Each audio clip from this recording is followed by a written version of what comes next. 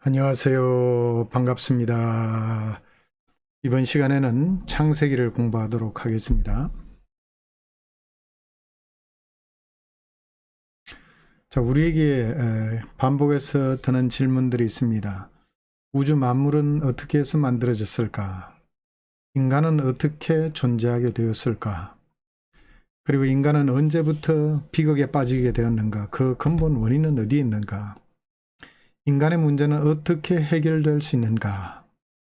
인간의 죄는 어떤 결과를 초래하게 되었는가? 하나님은 구약시대에 왜 이스라엘 민족을 선택하셨는가? 등등 수많은 질문들이 우리의 뇌리속에 있습니다. 창세기는 이 모든 질문에 대해서 답을 제공하고 있습니다. 먼저 창세기 서론부터 보도록 하겠습니다. 창세기를 포함한 오경은 모세의 저작이라고 하여 모세오경이라고 칭합니다. 모세오경. 모세오경은 주전 1446년도부터 1406년 사이에 원자료가 기록된 것으로 봅니다. 자, 1446년은 이스라엘 백성들이 출애굽한 연도이고 1406년은 이스라엘 백성들이 40년간 광야 생활을 마치고 가나안 땅에 들어간 해입니다. 그래서 모세가 가나안 땅 들어가기 직전에 죽었기 때문에 이 기간 중에 모세오경이 기록된 것으로 봅니다. 창세기의 명칭은 70인역의 게네시스에서 유래했습니다. 이 70인역은 헬라어로 된 구약 성경을 말합니다. 그래서 헬라어로 번역된 구약 성경을 70인역이라고 하는데 이 헬라어로 게네시스는 기원이라는 뜻입니다. 우주 만물의 기원, 인간의 기원, 노동의 기원, 가정의 기원, 죄의 기원, 구원의 시작, 이스라엘 민족의 기원 등 수많은 기원을 창세기는 밝히고 있습니다. 정말 게네시스라는 제목이 적절한 제목인 것 같습니다.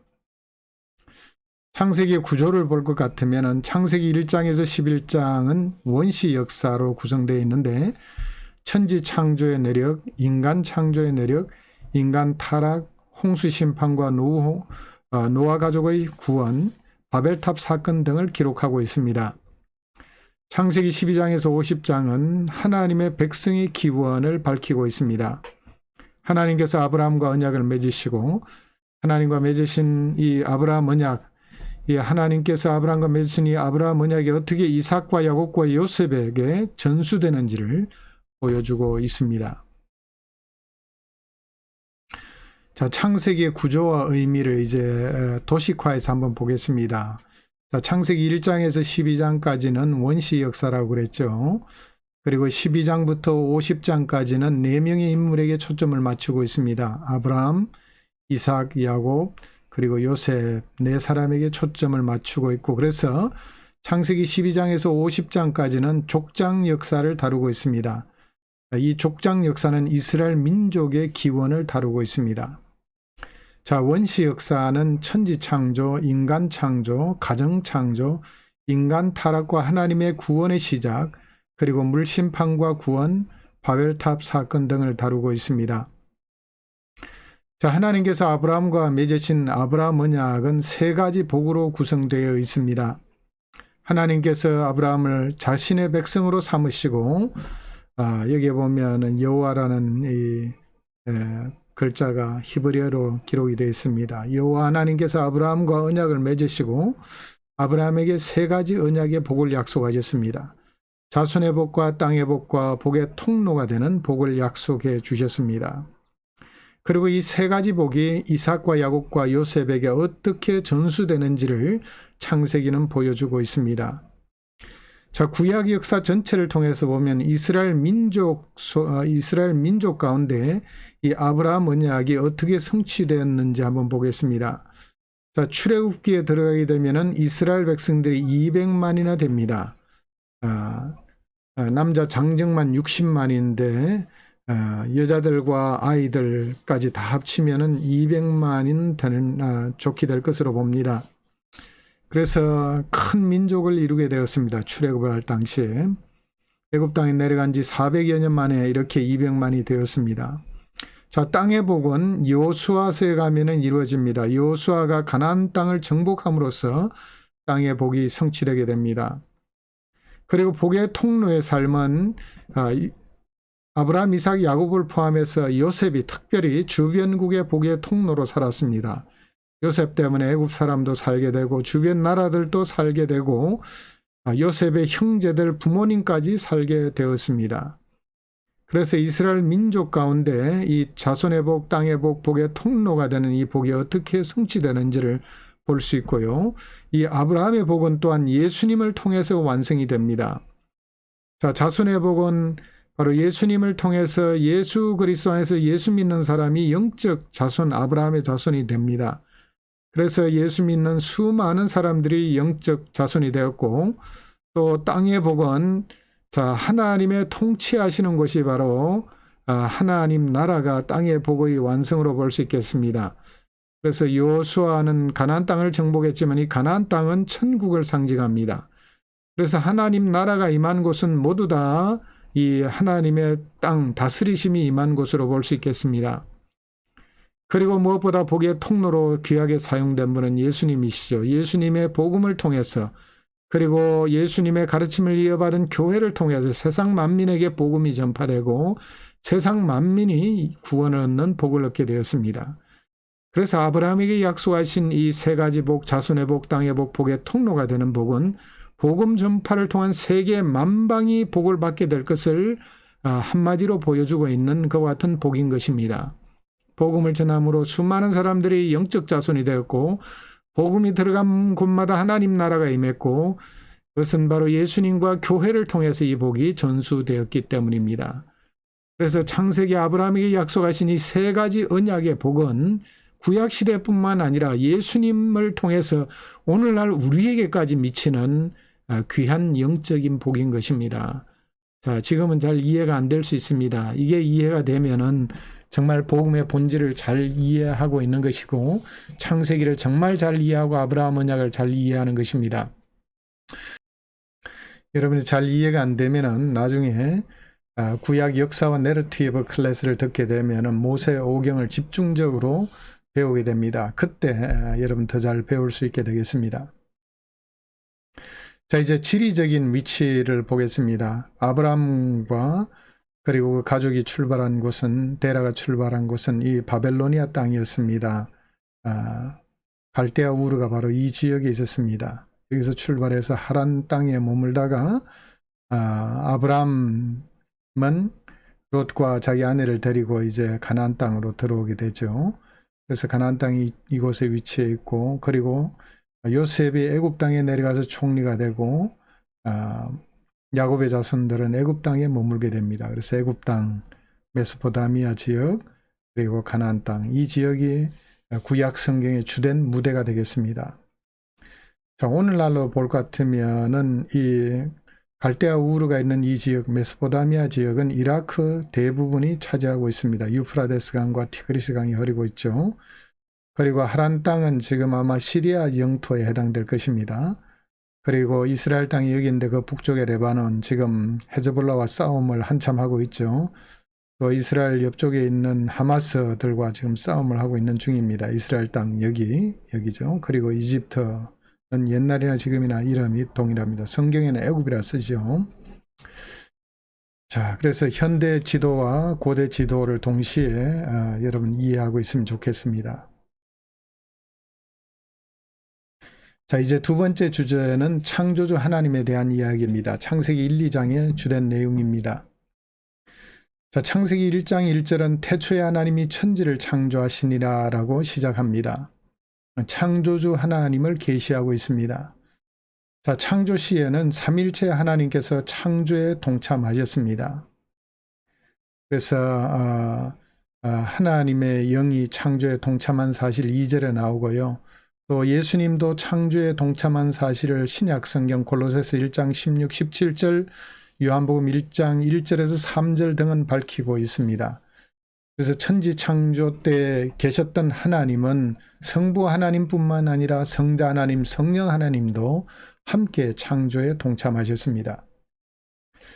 6일간 창조하시고 제7일에 쉬셨습니다.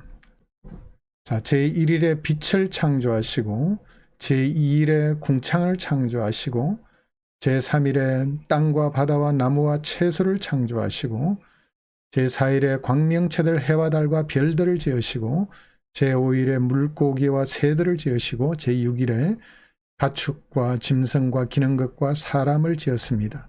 모든 것을 완성한 다음에 사람을 맨 마지막에 최고의 작품으로 지으셨습니다. 그리고 제7일에 하나님께서 안식하셨습니다.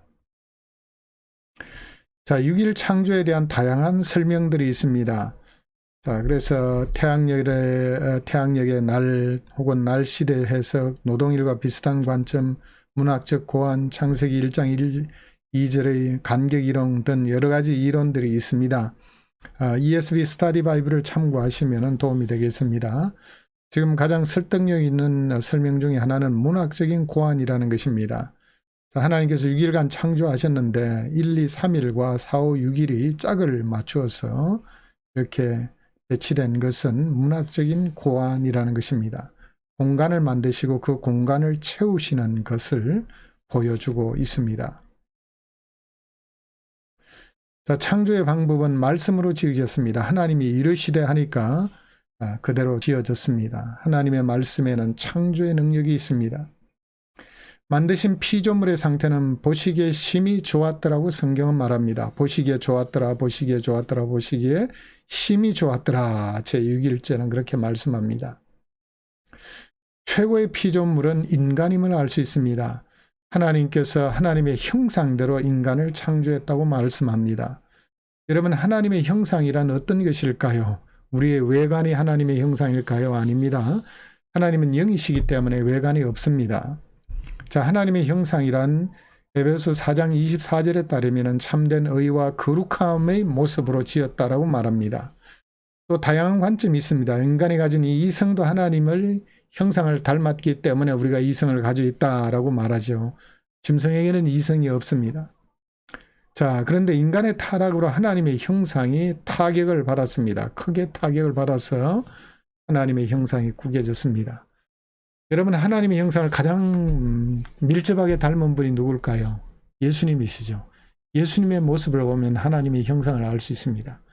예수님은 영성이 충만하셨고 덕성이 충만하셨고 지혜가 충만하셨고 능력이 충만하셨고 하나님 나라의 비전이 충만했습니다. 그래서 예수님의 영성과 덕성과 지혜와 또 능력과 비전, 이 모습이 바로 우리 가운데 있는 하나님의 형상의 모습이 아닌가 생각이 됩니다. 우리는 예수님처럼 완전하지 않지만은 적어도 우리가 크리스찬이 되고 예수 그리스도를 마음속에 모시게 되면은 우리도 예수님처럼 영성과 덕성과 지혜와 능력과 비전에 있어서 점점 온전을 향해 나아가게 되는 것입니다. 자, 인간에게 주신 복은 무엇이었느냐? 문화명령이란 복을 하나님이 주셨습니다. 생육하고 번성하여 땅에 충만하라. 땅을 정복하라. 바다의 물고기와 하늘의 새와 땅에 움직이는 모든 생물을 다스리라 하시니라.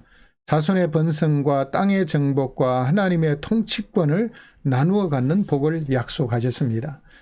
오늘날 문명 개발하고 저와 여러분들이 스마트폰이나 또 자동차나 비행기나 이런 문명의 혜택을 누리는 것은 하나님께서 인간에게 주신 문명 개발의 명령을 수행한 결과입니다. 즉 문화명령, 영어로는 cultural mandate라고 합니다.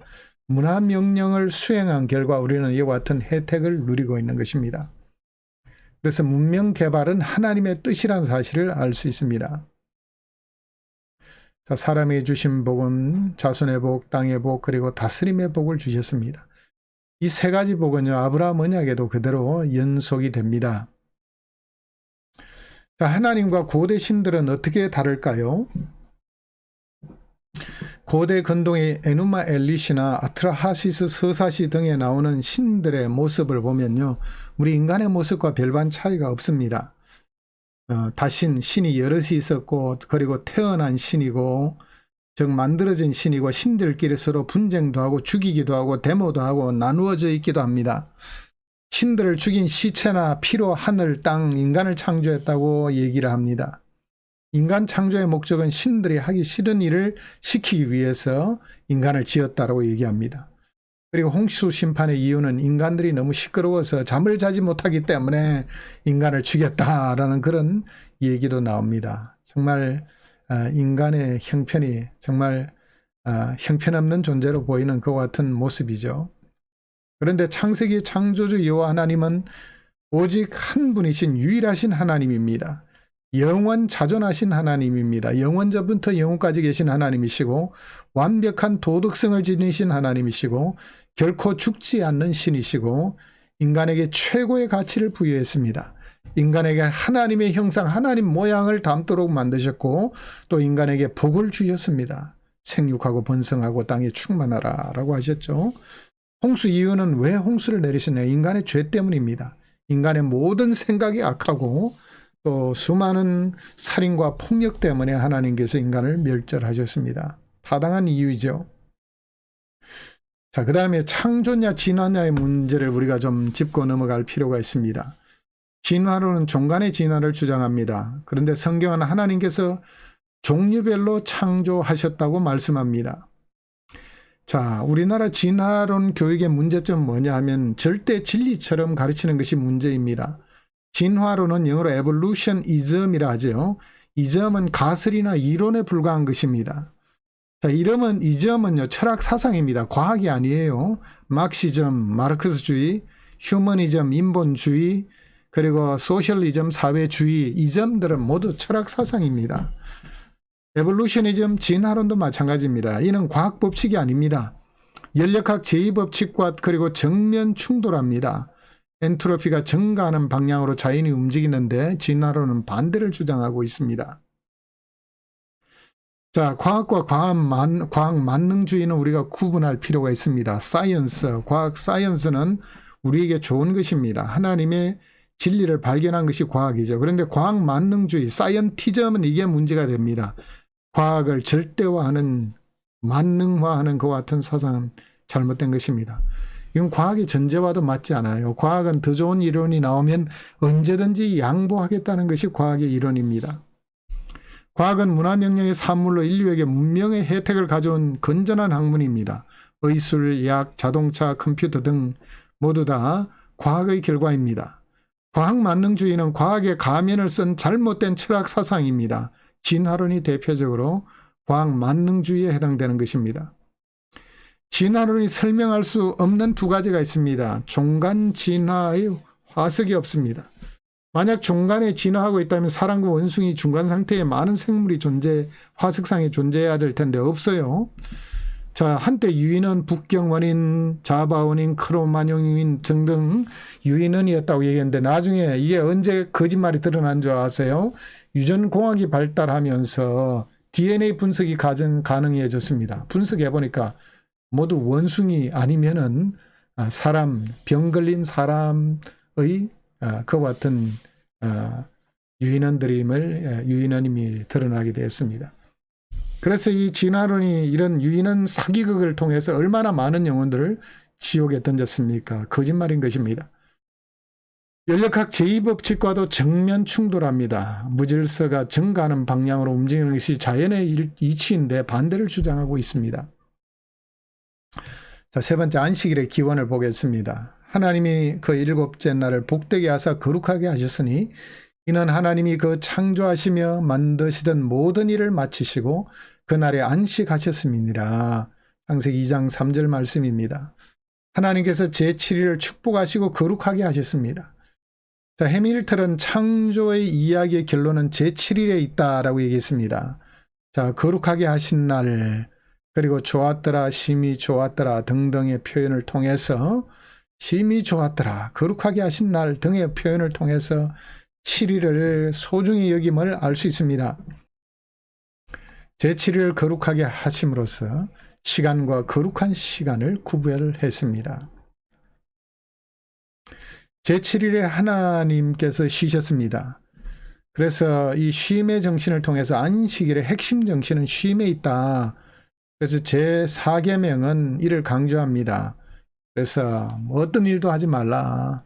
쉬라고 말씀합니다. 짐승에게도 일을 시키지 말라고 말합니다. 사람이나 짐승이나 제7일마다 쉬어야 하는 이유가 있습니다. 생육하고 번성한 복을 누리기 위해서는 건강해야 되죠. 그러기 위해서는 쉬어야 됩니다. 여러분 쉬지 않고 일만 하면 반드시 몸에 병이 나게 되는 것입니다. 쉬어야 되는 겁니다. 안식일은 또한 예배의 날입니다. 하나님께서 거룩하게 하신 날입니다. 그래서 우리는 안식일이 아니라 요즘은 주님의 부활하신 날을 기념해서 우리가 주일날 모여서 예배하는 것도 바로 이 안식일의 정신, 하나님께 예배하는 날이란 정신이 우리에게 그대로 전수되었기 때문입니다. 예수님은 수고하고 무거운 짐진 자들아 다 내게로 오라 내가 너희를 쉬게 하리라 말씀하셨습니다. 참된 쉼은 예수님 안에서 누립니다. 이것은 곧 구원을 통한 쉼을 말하는 것입니다. 언제 쉼이 오느냐? 우리가 구원을 얻게 될 때 죄짐을 내려놓고 참된 쉼을 얻게 되는 것입니다. 그래서 예수님은 안식일의 주인이라고 말씀합니다. 참된 쉼은 바로 예수님 안에 있다는 사실을 보여주고 있는 것입니다. 자, 그 다음 에덴의 복을 보겠습니다. 아담과 하와를 하나님께서 만드시고 에덴 동산에 두셨습니다. 자, 에덴 동산은 유프라테스 강과 티그리스 강 상류에 위치한 어느 지점입니다. 창세기에 따르면 그렇습니다. 에덴이란 말은 즐거움이라는 뜻입니다. 자, 에덴 동산에 두 가지 나무가 있는데 생명나무와 선악을 알게 하는 나무가 있습니다. 선악과에 대한 겸령, 선악을 알게 하는 나무의 열매는 먹지 말라. 내가 먹는 날에는 반드시 죽으리라 라고 하나님께서 금하셨습니다. 자, 선악과는 무엇을 의미하는가? 요것은 나중에 설명을 하겠습니다. 자, 문제는 이 검령을 어긴 것이 문제가 됩니다. 자, 에덴 동산의 복은 어떤 복일까요? 에덴 동산에 누가 계세요? 하나님이 계시죠? 그래서 하나님과의 교제의 장소였습니다. 자, 하나님 나라의 특징은 어떤 특징이 있을까요? 로마서 14장 17절에 따르면 성령 안에 있는 의와 평강과 희락이라고 말합니다. 성령은 하나님의 통치하심이 임하는 곳입니다. 그곳에는 의와 평화와 희락이 있습니다. 이는 정의와 평화와 기쁨을 의미합니다. 자, 인간이 타락한 이후에는 이 의와 평강과 희락을 잃고 불의와 불화와 우울함에 빠지게 되었습니다. 대한민국에 왜 많은 사람들이 우울함에 빠져 있느냐? 바로 하나님 나라가 그들의 마음속에 떠났기 때문인 것입니다. 예수님이 우리의 마음의 중심을 다스리게 될 때 진짜 의와 평강과 희락을 우리는 누릴 수 있게 됩니다. 자, 에덴의 복 세 가지, 의와 평화와 기쁨 꼭 기억하시기 바랍니다. 자, 가정창조. 이제 하나님께서 창세기 2장에 보면은 가정을 지으신 것을 보게 됩니다. 아담 혼자 사는 것이 보시기에 좋지 않았습니다. 그래서 아담에게 돕는 배필을 만드셔서 그에게 붙여주셨습니다. 아담의 갈빗대로 여자를 창조하셨습니다. 아담은 여자를 보고 감탄사를 바랍니다. 이는 내 뼈 중에 뼈요 살 중에 살이라. 자, 이 표현은 무슨 뜻이냐 하면요, 혈육관계 용어입니다. 자, 혈육관계 때 뼈 중에 뼈, 살 중에 살이라는 표현을 쓰는데, 자, 결혼이 모든 인간관계 중에서 가장 밀접한 관계를 만든다는 의미인 것입니다. 자, 그 다음에 결혼과 함께 일어나는 변화는 자, 2장 24절에 나옵니다. 이러므로 남자가 부모를 떠나 그의 아내와 합하여 둘이 한 몸을 이룰지로다. 여기에서 보면 결혼하면서 두 가지 사건이 일어납니다. 떠나는 일과 합치는 일이 일어납니다. 자, 정신적, 육체적으로 남편과 아내는 옛날 부모님의 지배로부터 떠나야 되고, 그리고 둘이 합쳐서 정신적으로 육체적으로 하나가 돼야 됩니다. 이는 곧 남편과 아내의 상호간의 의무가 우선돼야 함을 의미하는 것입니다. 그래서 결혼 전에는 부모님께 꼭 여쭤봤지만 결혼한 이후에는 남편과 아내에게 우선적으로 여쭤봐야 되는 것입니다. 자, 언약적인 결합입니다. 결혼은 하나님이 짝지어 주신 것을 사람이 분리할 수 없다라고 마가복음 10장 9절에 말씀합니다. 그래서 결혼은 하나님 앞에 언약을 맺고 가정을 이루는 것입니다. 그래서 함부로 이혼해서는 안 되는 것입니다. 간음한 죄 외에는 이혼할 수가 없습니다. 한 남자와 한 여자의 결합은 문화 명령 수행을 이룰 수 있습니다. 문화명령 수행의 방법입니다. 생육하고 번성한 것, 한 남자와 한 여자가 결합이 돼야지 이루어질 수 있죠. 자, 일부 다처자 이것은 비성경적이죠. 동성결혼은 문화명령을 이룰 수 없습니다. 동성을 통해서 자식을 낳을 수가 없죠. 그래서 동성결혼은 하나님께서 명하신 문화명령을 수행할 수가 없습니다. 이는 동성결혼을 부정함을 의미하는 것입니다. 자, 그렇다면 이제 창조주 하나님께 대한 인간의 합당한 반응은 무엇일까요? 창조주께 합당한 인간의 반응은 예배하는 삶입니다. 시편의 주된 주제는 창조주 하나님께 올려드리는 찬송입니다. 왜 인간이 찬양을 하느냐? 하나님께서 우리를 지으셨기 때문이라는 것입니다. 우리가 하나님을 예배해야 할 이유가 어디 있습니까? 그가 우리를 지으셨기 때문입니다. 오라 우리가 굽혀 경배하며 우리를 지으신 여호와 앞에 무릎을 꿇자라고 시편 95편 6절에 말합니다. 부모를 공경해야 하는 이유는 무엇입니까? 창조주께 공경을 표현해야 하는 이유도 동일합니다. 또 다른 중요한 예배의 이유는 우리를 구원하셨기 때문입니다. 우리를 구원하셨기 때문에. 자, 세 번째, 인간 타락과 심판 그리고 은혜, 창세기 3장의 내용입니다. 자, 인간이 에덴 동산에서 하나님과 교제하며 의와 평화와 기쁨을 누리면서 영원토록 살았다라면 얼마나 좋았을까요? 그러나 인간의 엄청난 비극은 타락으로 말미암아 시작이 됩니다. 자, 인간 타락은 사단의 유혹으로부터 시작됩니다. 인간 타락은 뱀의 유혹으로부터 시작되었습니다. 뱀의 정체, 에덴 동산에 나타난 뱀의 정체는 무엇일까요? 용을 잡으니 곧 옛뱀이요 마귀요 사탄이라. 요한계시록 20장 2절에 나옵니다. 이 뱀은 바로 옛뱀은 바로 마귀요 사탄이라고 말합니다. 그러면 사탄은 어디서 온 존재일까요? 에스겔서 28장 이사야 14장에 따르면 천상의 천사가 교만해서 타락하게 된 존재가 바로 이 사탄의 기본임을 알 수 있습니다. 천상의 천사였는데 교만해져서 결국 타락하게 된 것이 사탄입니다. 인간 타락 이전에 천상의 영적인 존재들의 타락이 먼저 있었다는 사실을 우리는 알 수 있습니다. 요한계시록 12장 4절에 따르면 천사 3분의 1을 타락으로 이끌어 갔다라고 말씀하고 있습니다. 자, 뱀의 전략은 무엇입니까? 하나님이 참으로 너에게 동산나무 모든 나무의 열매를 먹지 말라 하시더냐? 라고 의심을 집어넣는 질문을 합니다. 너희가 죽을까 하노라 라고 하와는 또 거기에 쏘가 넘어가서 정녕 죽으리라 이렇게 약하게 대답을 합니다. 그러니까 사단이 뭐라고 합니까? 너희가 결코 죽지 아니하리라 새빨간 거짓말을 합니다. 그리고 너희가 그것을 먹는 날에는 너희 눈이 밝아져 하나님과 같이 되어 선악을 알 줄 하나님이 아심이니라. 예? 그거 먹으면 눈 밝아져 가지고 하나님처럼 된다. 사단은 거짓말과 유혹과 또 하나님처럼 된다라는 이와 같은 자신의 타락한 교만한 심리를 이용해서 하와를 유혹했습니다. 자, 선악과는 하나님을 떠난 인간의 자율적인 판단을 상징합니다. 선악과에 대한 설명입니다.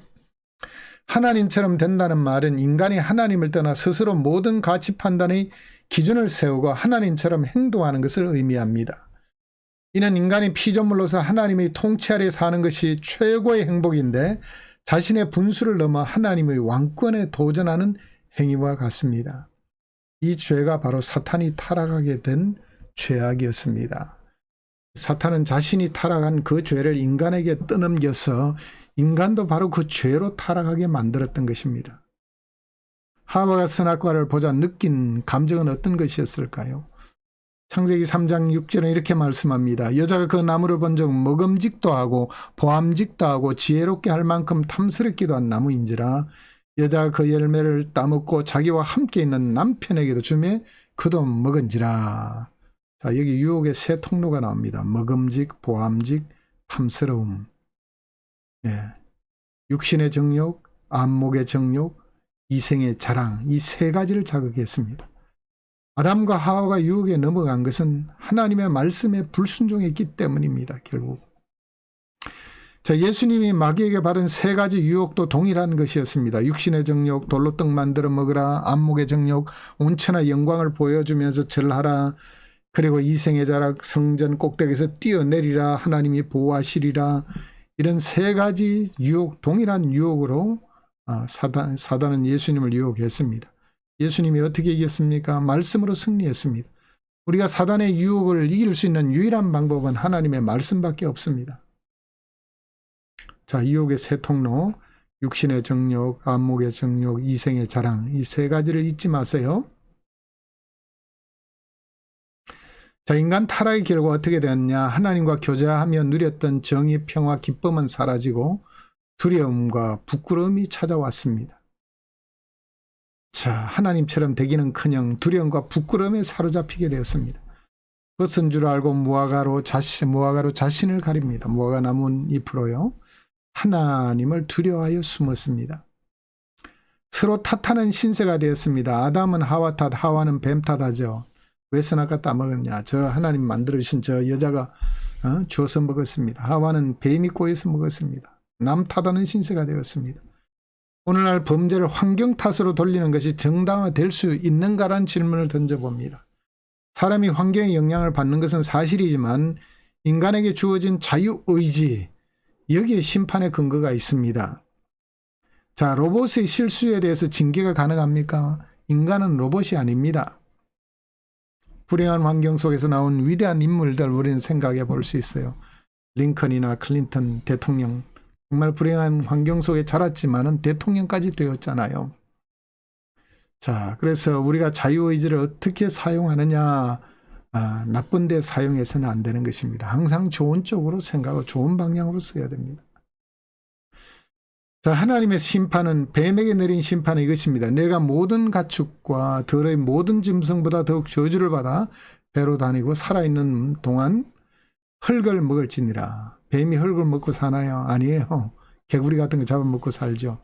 흙을 먹는다는 것은 극한 치욕거리가 된다는 말입니다. 여자에게는 임신과 출산의 고통과 남편을 사모하고 남편의 지배를 받는 심판을 받게 됩니다.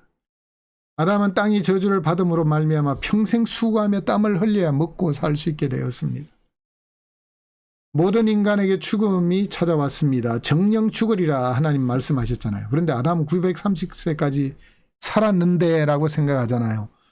사실 육신적으로는 서서히 이때부터 늙어서 죽었지만 영적으로는 바로 죽었어요. 에덴 동산에서 쫓겨나는 것은 하나님의 임재로부터 쫓겨나는 것이고 하나님의 임재로부터 쫓겨나는 것이 바로 영적인 죽음이라고 성경은 말하는 것입니다. 성경이 말하는 생명과 죽음의 의미를 잘 아시겠죠. 죽음은 하나님과 분리된 것이 죽음이요, 생명은 하나님과 합쳐진 것이 생명입니다. 우리가 예수님을 통해서 하나님과의 관계가 회복되는 것은 생명을 얻었다, 영생을 얻었다고 말합니다. 그러나 믿지 않는 불신자들은 하나님과 관계가 단절되어 있기 때문에 영적으로 죽었다고 말합니다. 아담은 선악과를 따먹으로 말미암아 영적으로 죽게 되었습니다. 그러니까 육신이 늙어서 서서히 죽어갔던 것입니다.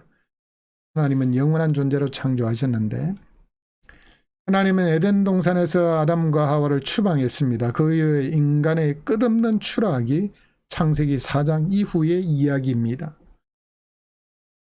하나님을 떠난 결과 의로움 대신에 불의와 그리고 평화 대신에 불화, 기쁨 대신에 우울함에 빠진 인간이 되었습니다. 자, 오늘날 우리 대한민국의 문제, 불의, 불화, 우울함의 문제는 바로 예수님을 믿고 하나님께 돌아올 때 해결되는 것입니다. 자, 이제 최초의 복음입니다. 인간이 타락하자마자 하나님은 구원의 손길을 내미십니다. 하나님의 성품은 은혜로우신 분이시기 때문입니다. 여호와는 긍휼이 많으시고 은혜로우시며 노하기를 더디하시고 인자심이 풍부하시도다. 은혜는 자격이 안 되는 자의 거저 베푸시는 선물입니다. 하나님께 반역하고 돌아서버린 인간을 향해서 은혜의 손길을 하나님은 거저 베풀어 주시고 있습니다. 죄대로라면 죽음밖에 없습니다. 그러나 인간을 구원하실 계획을 세우셨습니다. 이것이 바로 구원 역사, 구속사입니다. 자, 원시복음은 최초의 구원 계획을 보여줍니다. 창세기 3장 15절 말씀입니다. 내가 너로 여자와 원수가 되게 하고 내 후손도 여자의 후손과 원수가 되게 하리니 여자의 후손은 내 머리를 상하게 할 것이요 너는 그의 발꿈치를 상하게 할 것이니라 하시고, 자, 뱀에게 내린 저주입니다. 여자와 뱀 사이를 원수관계로 먼저 만들어버립니다. 더 이상 유혹하지 못하도록. 그리고 여자의 후손이 뱀의 머리를 깨뜨린다. 이것은 바로 장차 여자의 후손으로 나신 예수님께서 십자가에서 사탄의 머리를 깨뜨리심으로 승리하게 될 것을 보인 말씀입니다. 뱀이 여자의 후손의 발꿈치를 상하게 한다. 이것은 바로 고난을 상징합니다. 예수 그리스도를 십자가에 못 박음으로써, 손과 발에 못 박음으로써 죽게 했죠. 그러나 예수님은 고난을 통해서 승리하셨습니다. 그리스도의 대속적 고난의 그림자 형태가 바로 여기에 반영되어 있습니다.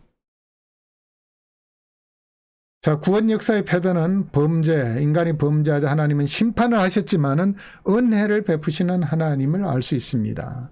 은혜는 곧 구원입니다. 구원 역사의 패턴을 잘 보세요. 범죄하면 하나님이 심판하시지만 은혜를 베푸신다는 사실입니다. 네 번째, 죄의 범람과 홍수 심판 그리고 은혜입니다. 아담과 하와의 타락에 의해 인류에게 임한 재앙은 상상을 초월합니다. 인간은 점점 더 악해만 갑니다. 폭력과 살인이 난무하게 되었고 라멕은 그렇게 되었습니다. 인간의 깊은 패부까지 전적으로 부패한 모습을 보게 됩니다. 하나님은 인간을 지구상에서 멸하실 계획을 세우십니다. 가인의 형제 살인 사건 잘 아시죠? 가인과 아벨이 제사를 드렸는데 하나님은 가인의 제사는 거절하시고 아벨의 제사를 받았습니다. 가인은 분노했고 안색이 변했습니다. 자, 이때 하나님은 경고하셨습니다. 선을 행하지 아니하면 죄가 문에 엎드려 있느니라. 죄가 너를 원하나 너는 죄를 다스릴지니라 라고 말씀합니다. 죄에 대한 인간의 책임을 하나님은 강조하고 있습니다. 가인은 시기와 질투심의 발동으로 아벨을 살해하게 됩니다. 하나님께서 가인에게 책임 추궁을 합니다. 내 아우 아벨이 어디 있느냐? 가인은 제가 동생을 지키는 자입니까? 라고 거짓말을 하게 되죠. 하나님은 심판을 내렸습니다. 가인에게 땅이 저주를 받고 땅이 효력을 내지 않게 되리라 말씀하셨고, 그리고 가인은 땅에서 피하며 유리하는 자가 되리라. 하나님을 뵐 수 없음을 여기서 강조하고 있습니다. 영적인 죽음, 또 한 번 영적인 죽음이 찾아온 것을 알 수 있습니다. 자, 구원 역사의 패턴을 다시 보겠습니다. 범죄, 아벨을 살해하는 범죄를 가인이 했죠. 하나님은 심판을 내렸습니다. 땅이 저주를 받고 유리하는 자가 되고 하나님과 관계가 단절될 것을 말씀하십니다. 그런데 또 하나님은 은혜를 베푸십니다. 가인에게 그를 죽이지 못하도록 표를 주셨습니다. 여기에 또 은혜가 나타났습니다. 하나님은 가인을 죽이지 못하도록 표를 주신 데서 나타났습니다. 자, 가인보다 10배 이상 악한 라멕이라는 사람이 가인의 후손을 통해 태어납니다. 가인의 6대손 라멕입니다. 그의 아내들은 아다와 실라라는 두 아내가 있었습니다. 벌써 일부 다처제를 통해서 하나님께서 한 남자와 한 여자를 만나게 했는데, 자, 제도가 벌써 사회 제도가 타락을 향해 나아가고 있습니다. 라멕이 지은 시입니다. 라멕이 아내들에게 이르되 아다와 실라여 내 목소리를 들으라. 라멕의 아내들이여 내 말을 들으라. 나의 상처로 말미암아 내가 사람을 죽였고 나의 상함으로 말미암아 소년을 죽였도다. 가인을 위하여는 벌이 7배일진데 라멕을 위하여는 벌이 77배 이리로다 하였더라. 예. 가인보다 10배 이상 악한 인간 라멕을 보게 됩니다. 77배는 이는 무제한적 폭력을 상징하는 용어인 것입니다. 그리고 인간의 모든 생각은 부패하게 되었습니다. 홍수 직전의 인간 부패상을 보면은 마음으로 생각하는 모든 계획이 항상 악할 뿐이라고 창세기 6장 5절은 말씀합니다. 하나님은 결심하셨습니다. 홍수로 인류를 멸하시기로 결심하셨습니다. 나의 영이 영원히 사람과 함께하지 아니하리라 라고 말씀하십니다. 하나님은 은혜를 베푸십니다. 노아와 그 가족을 구원하십니다. 노아에게 베푸는 은혜, 이것이 바로 노아 언약입니다. 심판 중에도 구원의 은혜를 잊지 않으시는 하나님을 보게 됩니다. 하나님께서는 노아에게 은혜를 베푸셨습니다. 그러나 노아는 여호와께 은혜를 입었더라. 은혜를 베푸시는 주체는 하나님이십니다. 노아는 의인이여 당대의 완전한 자라. 그는 하나님과 동행하였다라고 말합니다. 이 완전한 자 히브리어로 타밈인데 건전함, 정직, 순결이란 뜻입니다. 노아에게 방주 건설을 지시하셨습니다. 가족과 동물들 생존을 위해서입니다. 방주의 길이는 300규빗, 넓이는 50규빗, 높이는 30규빗인데 미터로 환산하면 길이가 135m, 넓이가 22m, 높이가 13m. 어마어마하게 큰 배죠. 적재량은 13,000톤 정도 됩니다. 대략 전체적인 적재 면적은 95,700평방피트입니다. 현재 생존하고 있는 포유류, 조류, 파충류 등 17,600여 종의 암수 한 쌍씩 싣는다고 해도 방주의 3분의 1 정도밖에 차지 않습니다. 대단하게 크게 지었습니다. 방주의 설계자는 하나님이십니다. 현대 조성공학적으로 가장 안정적인 배를 만들게 했습니다. 길이와 넓이의 비율이 6대1입니다. 요즘도 조성공학에서 이 비율을 사용합니다. 큰 유조선인지 6대1 비율로 만들게 합니다. 자, 고대 근동에서는 고대 근동 신화에 나오는 방주는 훨씬 더 큰 정육면체로 되어 있습니다. 자, 당시에 정육면체 나무로 만드는 거 이게 부력을 버틸 수 있을까요? 크기는 어마어마하게 큽니다. 50몇 메다가 되는 정육면체 만들어가 물 위에 띄우면 그대로 있을까요? 팍삭 주저앉게 되죠. 그래서 고대 근동 신화에 나오는 방주는 다 만들어낸 것임을 알 수 있습니다. 진짜 영감을 받은 것은 모세가 영감을 받고 기록한 것을 알 수 있죠. 하나님께서 친히 동물들을 쌍쌍이 이끌어 드렸습니다. 정결한 짐승을 7쌍씩 끌어 드렸습니다.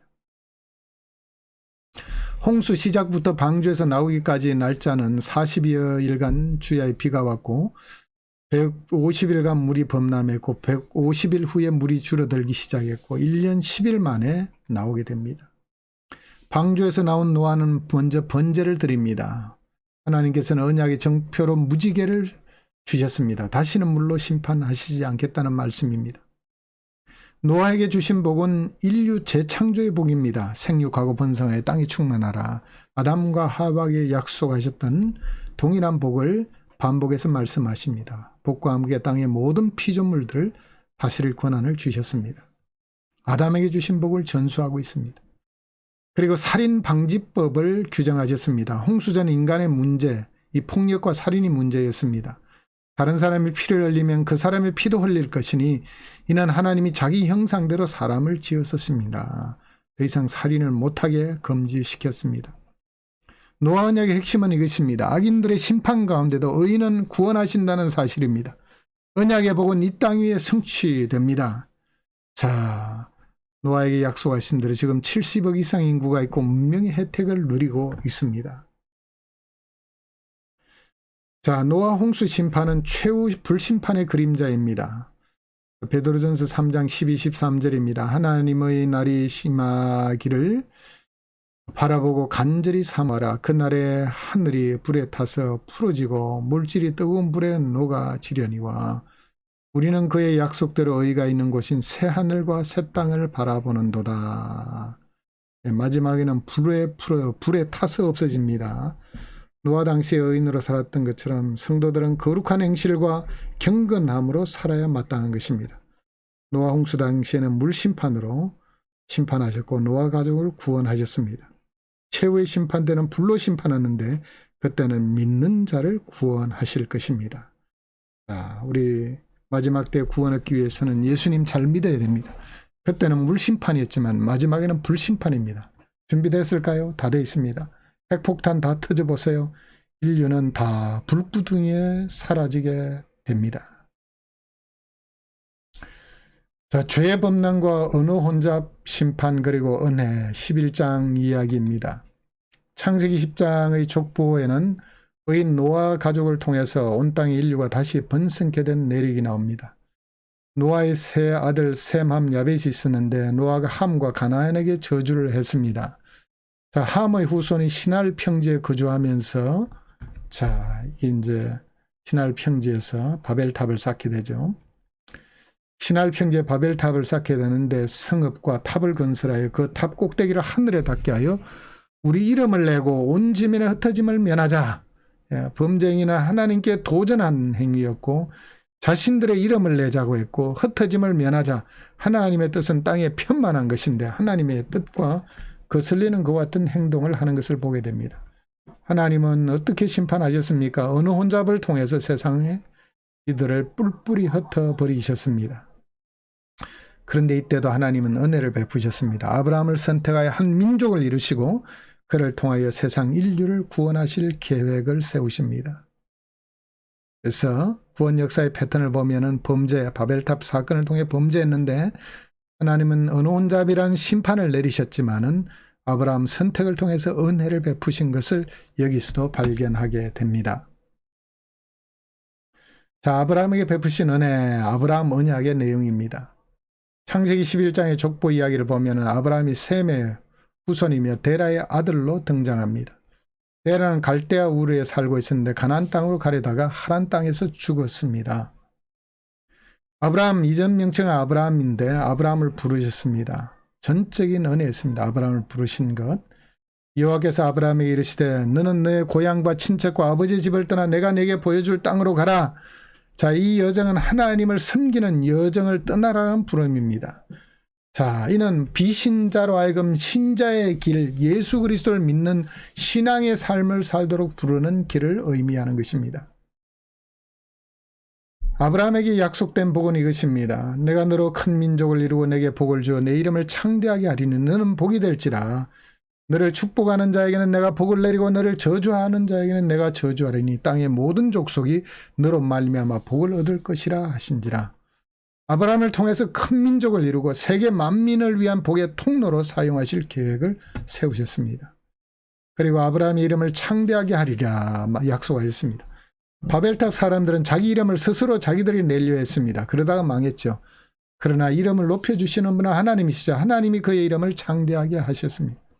너는 복이 될지라. 이는 물질적 번역, 건강의 복, 성공, 장수 등을 의미한다고 어떤 사람은 얘기하는데 아니에요. 하나님의 백성이 되는 복을 말하는 것입니다. 이게 바로 너는 복이 될지라. 하나님의 백성이 됨을 통해서 아브라함, 이삭, 야곱을 통해서 세상 만민이 복을 얻게 되는 것이죠. 아브라함이 약속된 세 가지 복은 자손의 복, 땅의 복, 복의 통로가 되는 복이었습니다. 세 가지 복, 아브라함의 복은 자손의 복, 땅의 복, 복의 통로 요약할 수 있습니다. 자, 너는 복이 될지라는 말은 이는 하나님의 백성이 되는 복을 말합니다. 이삭, 야곱 12아들을 통해서 이 복이 전수됩니다. 아브라함의 하나님, 이삭의 하나님, 야곱의 하나님. 그래서 하나님을 자신의 복으로 누리는 사람들입니다. 자, 신약적 관점에서는 이는 예수님을 믿음으로 말미암아 하나님의 백성이 되는 복이 바로 아브라함의 복입니다. 너는 복이 될지라 라고 말씀하신 복입니다. 언약관계의 기본 공식은 이것입니다. 나는 너희 하나님이 되겠고 너희는 내 백성이 되리라. 나는 너희 하나님이 되겠고 너는 내 백성이 되리라. 이게 언약의 핵심입니다. 바로 이것이 복의 핵심입니다. 복의 통로가 되는 복은 아브라함 자신이 먼저 복이 될 때 가능한 것입니다. 그래야지 다른 사람도 하나님의 복을 누릴 수 있게 할 수 있기 때문이죠. 아브라함은 75세의 노년의 믿음으로 하란 땅을 떠납니다. 가는 곳마다 하나님께 제단을 쌓고 하나님을 섬기는 여정을 살게 됩니다. 즉 하나님과 동행하는 삶을 살게 됩니다. 이게 바로 아브라함이 복이 된 그 축복, 언약의 핵심입니다. 아브라함의 복의 구속사적인 의미를 한번 보겠습니다. 자, 이 그림으로 요약해 볼 수 있는데요. 자손의 복, 땅의 복, 복의 통로가 되는 복. 자, 아브라함에게 자손의 복은 이삭 한 사람에게 시작했죠. 그런 다음에 야곱 12아들 그리고 언약 백성, 구약시대 언약 백성으로 그리고 신약시대 와서는 믿는 사람들이 새 이스라엘이 되음으로써 자손의 복이 임해서 지금 세상 가운데 25억이나 되는 크리스찬들이 있습니다. 땅의 복은 밟는 땅을 내게 주리라. 여호수아가 가나안 땅을 밟음으로 정복함으로 땅의 복이 구약시대 성취되고 이 땅의 복은 하나님의 통치가 임하는 곳이 모두 하나님 나라가 임하는 곳이 하나님의 통치가 임한 곳이기 때문에 땅의 복이 되는 것입니다. 복의 통로가 되는 복은 아브라함이 복의 통로가 되었고 그리고 이스라엘 민족이 복의 통로가 되도록 부르셨고 이 복의 통로는 예수님을 통해서 복음의 복을 천하 만민에게 전했고 교회를 통해서 또 믿는 자를 통해서 복의 통로가 되었습니다. 이 복들은 바로 복음의 복으로 요약될 수 있다라고 말씀을 드렸습니다. 자, 아브라함의 신앙 성장 과정을 한번 보겠습니다. 아브라함의 신앙 성장 과정, 아브라함의 신앙 성장도를 이렇게 윗 화살표로 그리고 시간을 이렇게 수평의 화살표로 표현했습니다. 그리고 대각선으로 가는 이 화살표가 신앙 성장도를 보여주고 있습니다. 자, 아브라함의 신앙의 절정은 이삭을 바친 사건, 창세기 22장에 나오죠. 그런데 이 단계까지 이르기까지 아브라함 믿음이 하루아침에 자란 게 아닙니다. 자, 이제 한번 단계적으로 볼까요? 아브라함이 하란 땅을 출발할 때 믿음으로 출발했습니다. 그런데 가나안 땅에 들어와서 흉년을 들자 애굽 땅에 내려갔다가 바로에게 아내를 누이라고 거짓말하게 되죠. 신앙이 뚝 떨어진 아브라함 모습을 보게 됩니다. 그런 다음에 이제 나와서 롯에게 좋은 땅을 양보하는 가나안 땅에 돌아와서 롯에게 좋은 땅을 양보하는 모습을 보면 또 신앙이 들어간 모습입니다. 그리고 조카가 잡혀가게 됐을 때 구출하고 11조를 드린 것을 통해서 신앙이 있는 모습을 보입니다. 그런데 15장에 가면 엘리에셀을 상속자로 여깁니다. 한동안 기다려도 자식이 없자 자신의 종을 상속자로 여깁니다. 믿음 없는 아브라함의 모습을 보게 되죠. 이때 하나님은 하늘의 별들을 보여주시면서 내 자손이 저 하늘의 별들처럼 많으리라. 하나님은 별들을 보여주면서 아브라함의 믿음을 복돋아 주었습니다. 그래서 하나님을 믿으니 이것을 의로 여기셨다고 말합니다. 믿음이 들어간 아브라함의 모습입니다. 그런데 16장에 가면 또 하나님의 약속을 믿지 못해서 하갈을 통해서 이스마엘을 낳게 됩니다. 신앙이 뚝 떨어진 아브라함의 모습을 보게 됩니다. 이 때문에 얼마나 아브라함이 정신적으로 고통을 많이 당하게 됩니까? 17장에 가면 할례의 언약을 순종하는 아브라함의 모습을 보게 됩니다. 또 신앙이 올라가는 아브라함의 모습이죠. 그 다음에 17장에 가면 또 이스마엘을 상속자로 여기는 믿음 없는 모습을 보게 됩니다. 18장에 가게 되면 천사를 대접하고 소돔성을 위해 중복이라는 신앙인의 모습을 보게 됩니다. 그리고 또 20장에 가면 아비멜렉에게 거짓말하는 아내를 누이라고 또 거짓말하게 됩니다. 옛날 버릇이 또 튀어나왔어요. 신앙이 뚝 떨어진 모습을 보게 됩니다. 21장에 가면 마침내 기다리던 이삭을 낳게 되어서 믿음이 올라가게 되고 22장에 가서는 하나님의 명령에 순종해 이삭을 번제물로 바치는 대단한 신앙의 사람으로 거듭난 모습을 보게 됩니다. 이때 하나님은 아브라함에게 땅의 복, 자손의 복, 복의 통로가 되는 복을 재확정시켜 주셨습니다. 자, 아브라함 믿음이 하루아침에 자란 것이 아니라 수많은 우여곡절들을 통해서 성장해 가는 것을 보게 됩니다.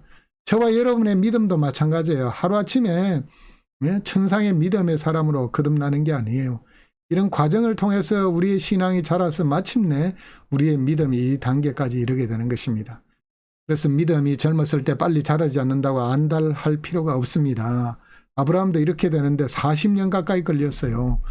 여러분, 우리가 40년은 지나야지 이 정도 되지 않겠어요? 믿음의 사람 아브라함도 이렇게 오랜 세월이 걸렸는데 시간이 걸리는 것입니다. 너무 실망하지 마세요. 이 아브라함의 신앙 여정을 통해서 바로 우리 신앙 여정을 보여주고 있는 것입니다. 신앙생활은 이런 것이다라는 사실을 하나님께서는 우리에게 보여주고 있습니다. 자, 창세기 22장에는 모리아산과 십자가 사건을 우리가 비교해 볼 수 있는데 이것은 구약의 아주 탁월한 모형 중의 하나입니다. 자, 이삭 바친 사건의 예표적인 의미, 모형론적인 의미를 보겠습니다. 모리아산에서 일어난 사건은 십자가를 정확히 예표하고 있습니다. 아브라함에게 독자 이삭을 바치라고 했습니다. 이는 독자 예수님을 예표합니다. 번제물로 잡아 바치라고 했죠. 예수님은 대속물로 죽었습니다. 3일간은 죽음의 길을 갔습니다. 예수님은 3일간 죽어 있었습니다. 번제나무를 지고 올라갔습니다. 이는 십자가를 지고 가신 예수님을 예표합니다. 이삭의 순종은 예수님의 순종을 예표합니다. 아브라함의 내어줌은 하나님의 내어주심, 아들 예수님을 내어주심을 예표합니다. 순양은 바로 어린 양 대신 예수님을 예표하고 이삭을 돌려받은 것은 바로 3일 후 부활을 예표하는 것입니다. 만민의 복의 통로가 됐죠. 이삭을 통해서, 예수님을 통해서, 이삭의 후손을 통해, 아브라함의 후손을 통해서 태어난 예수님을 통해서 만민의 복의 통로가 되었습니다. 그래서 모리아산 사건은 바로 십자가를 예표하는 탁월한 모형이 들어있다는 것을 여러분 꼭 기억하시기 바랍니다. 그래서 이 모리아산 사건은 바로 십자가의 복음이 숨어 있는 위대한 장입니다. 자, 그 다음에 26장, 27장에는 이삭에게 전수된 언약입니다. 자, 아브라함에게 약속된 동일한 세 가지 복, 땅의 복, 자손의 복, 복의 근원이 되는 복을 이삭과도 동일하게 약속해 주시고 있습니다. 아브라함 언약은 순종이 전제된 복입니다. 믿음은 곧 순종이라는 사실을 알 수 있습니다. 이는 아브라함이 내 말을 순종하고 내 명령과 내 계명과 내 윤리와 내 법도를 지켰음이라 하시니라. 자, 순종이 없는 믿음은 가짜 믿음입니다. 야고보서에 따르면 순종은 곧 믿음과 동일한 것입니다. 믿느냐 순종하는 사람이라는 것입니다. 이삭의 거짓말은 죄의 부전자전을 보여주고 있죠. 이삭도 아내를 누이라고 속인 적이 있어요. 하나님께서 이삭에게 자손의 복을 재확인시켜 주셨습니다. 그래서 이삭은 제단을 쌓았습니다. 이방왕 아비멜렉이 이삭의 복을 목도하고 평화조약을 맺었습니다. 그래서 이삭이 복의 통로가 된 것을 알 수 있죠. 이삭이 야곱을 축복했습니다. 이는 복의 근원을 재확인하는 축복의 내용임을 알 수 있습니다. 복을 상실한 에서의 통곡 27장 30절에서 45절에 나오는데 언약의 복을 상실한 자의 슬픔을 보여주고 있는 것입니다. 자, 28장에서 36장에는 야곱에게 전수된 언약의 복입니다. 아브라함의 세 가지 복이 동일하게 야곱에게 전수되고 있습니다. 자손의 복, 땅의 복, 복의 근원이 되리라. 그래서 베델에서 예배하는 모습을 보게 됩니다.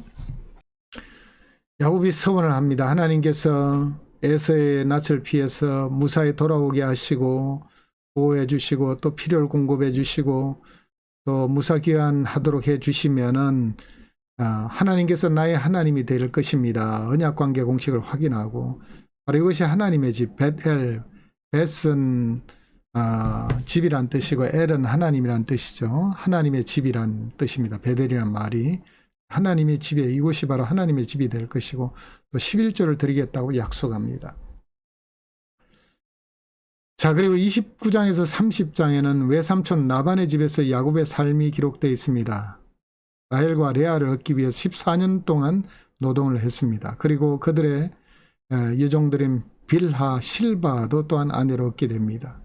내 아내를 통해서 경쟁적으로 자녀를 낳게 됩니다. 그래서 자손의 복이 확장됩니다. 12아들을 낳게 되죠. 야곱이 라반의 복의 통로가 되었습니다. 야곱 통해서 라반이 거부가 되었고 그런데 야곱의 치명적인 약점이 있었죠. 속이는 버릇입니다. 에서도 속이고 아버지도 속이고 그래서 성화훈련이 필요했습니다.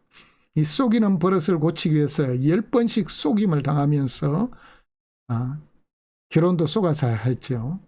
참 이렇게 속이는 버릇을 하나님은 철저하게 고치시는 것을 보게 됩니다. 아픔을 통해 고치게 되죠. 조상의 땅으로 돌아가라는 하나님의 명령을 듣고 그는 돌아오게 되죠. 자, 야곱과 에서의 만남이 32장, 33장에 기록되어 있는데 자, 생존 위기에서 기도합니다. 자, 형 에서가 400명을 데리고 온다는 소식을 듣고 이제 죽었구나 생각하고 그는 사생결단의 기도를 야복강 나루트에서 합니다. 그리고 형에게 선물 공세를 하죠. 여러 대로 선물을 보냅니다. 축복을 위해서 천사와 밤새도록 씨름합니다. 그래서 마침내 천사가 환도뼈를 쳐서 절름거리게 되죠. 마침내 응답을 확인하게 됩니다. 그래서 이스라엘이라는 이름, 내가 하나님과 겨루 이겼다라는 이름을 얻게 됩니다. 자, 그 다음날 문제가 해결되고 에서와 기쁨으로 상봉하게 됩니다. 하나님께서 문제를 다 해결하셨습니다. 자, 야곱은 이제 돌아와서 세겜 땅에 정착하게 되는데 여기서 불미스러운 일이 일어납니다. 디나가 강간을 당하게 됩니다. 세겜 정착에 문제점이 있습니다. 야곱은 하란 땅으로 가면서 베델로 올라가서 이곳이 하나님의 집이 되리라고 그는 하나님과 언약을 맺었는데 베델로 올라가지 않았습니다. 바로 이 문제가 터지자 그는 마침내 그때 베델로 올라가게 됩니다. 자, 이 세겜 부족들은 시몬 레위 주도로 세겜 사람을 멸절하게 됩니다. 그리고 약탈하게 됩니다. 복의 통로가 아니라 오히려 저주의 통로가 됩니다. 자, 하나님의 말씀을 불순종함으로 말미암아 야곱 가문에 굉장한 위기가 닥쳐오게 됩니다. 만약 주변 부족들이 연합으로 야곱 가정을 치면은 다 멸절당할 것 같은 상황이었습니다. 자, 이때 하나님은 베델로 올라가라고 명하시고 베델에서 예배를 회복하게 됩니다. 모든 이방 신상을 버리고 하나님께 예배하게 됩니다. 그러자 하나님께서 보호하시게 됩니다. 그래서 베델, 베델의 하나님이라고 칭하게 됩니다. 그리고 언약을 다시금 갱신합니다. 땅의 복, 자손의 복, 복의 근원을 재확인하게 됩니다. 야곱의 12아들들은 이와 같이 허물 많은 이들이지만 이스라엘 민족의 초석이 되었습니다. 에서 자손의 족보가 36장에 나옵니다. 여기는 욥기의 배경이 되는 것 같은 장소입니다. 자, 37장에서 50장에는 요셉이 애굽으로 내려간 내력을 말하고 있습니다. 자, 창세기 15장 13, 14절에 보면은 하나님께서 아브라함의 자손이 이방 땅에 내려가서 400년 동안 그곳에서 종살이하며 괴롭힘을 당하다가 가나안 땅으로 되돌아오리라고 말씀을 하고 있습니다. 그 땅이 애굽 땅입니다. 근데 하나님은 요셉이라는 사람을 통해서 이스라엘 백성들을 요셉 가정 야곱 그리고 12 형제들을 애굽 땅으로 데려가게 됩니다. 자, 하나님께서는 먼저 요셉의 꿈을 주십니다. 미래를 보여주는 요셉의 2가지 꿈이 37장에 기록되어 있습니다. 자, 이 꿈 얘기를 하자 형들의 미움을 받았습니다. 안 그래도 아버지의 사랑을 독차지 않은 요셉이었는데 형들이 더 미워했고 마침내 애굽으로 팔려가게 됩니다. 유다와 다말을 통한 자식 출산이 38장에 기록되어 있습니다. 자, 유다는 12아들 중에 하나인데 이 중간에 이 장이 끼어 있습니다. 자, 어떻게 해서 유다 자손을 통해서 다윗 그리고 예수 그리스도의 계보까지 연결되는지 이 장을 통해서 알 수 있습니다. 에레스와 세라를 통해서 그리스도의 계보가 연결이 됩니다. 자, 요셉은 보디발의 집에 복의 통로가 되었고 참 보디발의 집이 형통하게 되었는데 보디발의 아내가 그의 준수한 모습을 보고 유혹해 왔습니다. 그래서 이를 뿌리쳤다가 모함으로 요셉은 감옥에 갇히게 됩니다. 자, 그런데 그는 감옥의 복의 통로가 되었고 바로 시종장들의 꿈을 해몽하게 됩니다. 요셉은 바로의 꿈 해몽과 함께 총리로 등극하게 됩니다. 요셉은 애굽과 주변국의 복의 통로가 되어서 그들을 살리게 되었고 또 요셉의 삶은 그리스도의 모형입니다. 자, 사랑받는 아들에서 종의 신분으로 그리고 죄수의 신분으로 그리고 총리의 신분. 사랑받는 아들 예수님께서 이 땅에 인간의 몸을 입고 종의 신분으로 오셨고 죄인 아닌 죄수가 되셔서 십자가에 돌아가셨고 죽은 지 3일 만에 부활하심으로 하나님 보좌 우편에 앉게 되었습니다. 요셉과 형들의 만남은 연단의 과정 후에 이루어지게 됩니다. 46장에서 50장에는 애굽으로 내려간 야곱에 대한 기록이 포함되어 있습니다.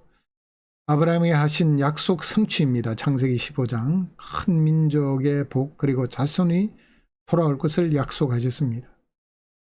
내려간 가족의 숫자는 70명입니다. 야곱이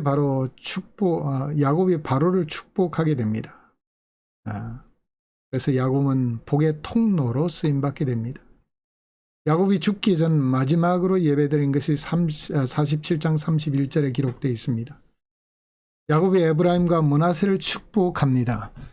아브라함 언약을 재확인합니다. 자손과 땅의 복으로 축복했고 장자와 차자의 축복을 바꿉니다. 자,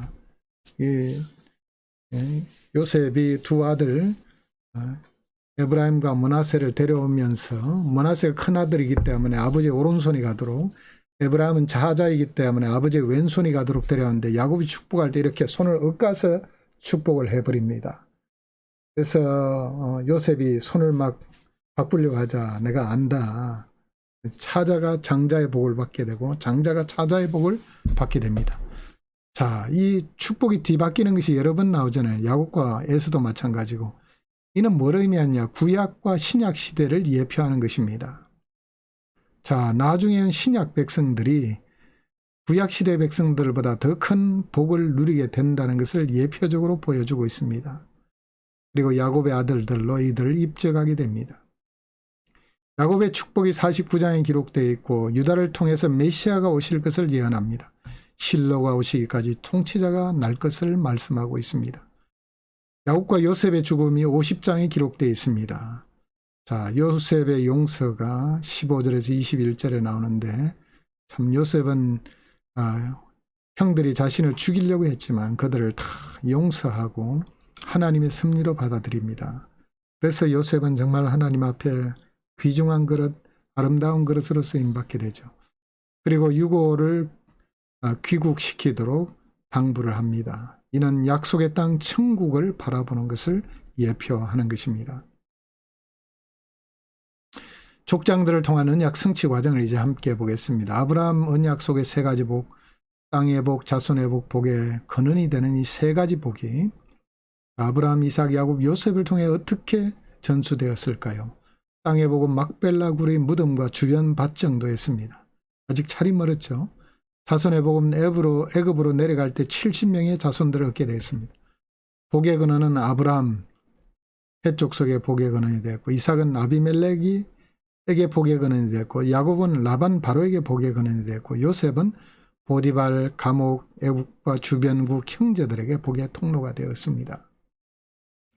아브라함 언약의 복은 모세오경 구약 신약 속에서 어떤 의미를 가질까요? 자, 이것은 여러분 스스로 생각해 보시기 바랍니다. 오늘 여기까지 강의하겠습니다.